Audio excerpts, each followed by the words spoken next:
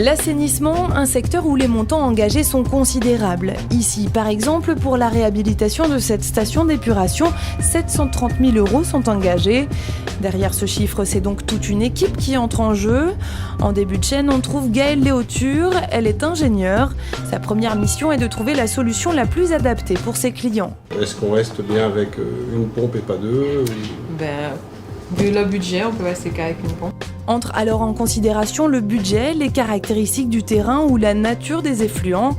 Gaëlle doit donc ensuite faire les devis des installations. Donc on chiffre, on consulte nos fournisseurs pour avoir des prix, on négocie les prix. Travailler dans l'assainissement, il y a plus glamour, mais Gaëlle s'en accommode très bien.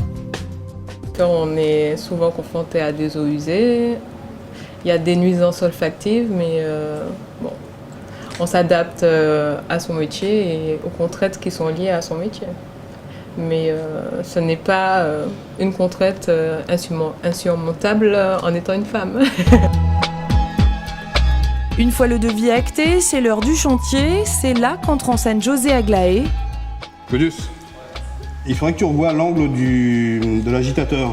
Il faudrait le décaler un petit peu plus vers toi. Il est chef de travaux, c'est lui qui gère les équipes, les stocks et qui assure la sécurité. Un poste où patience et anticipation sont les qualités requises.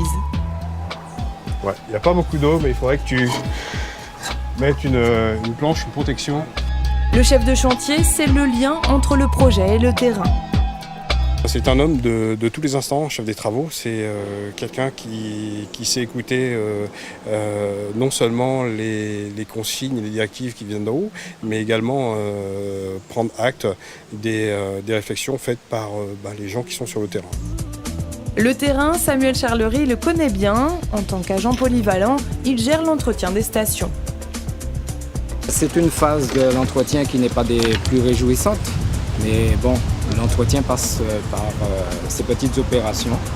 Même si ce poste semble au premier coup d'œil peu gratifiant, Samuel en tire une satisfaction. Je prends conscience que je participe à quelque chose de valorisant, puisque on parle de plus en plus d'environnement, de sauvegarde de l'environnement. Donc là, je suis au cœur même de cette action. Donc j'en suis assez fier.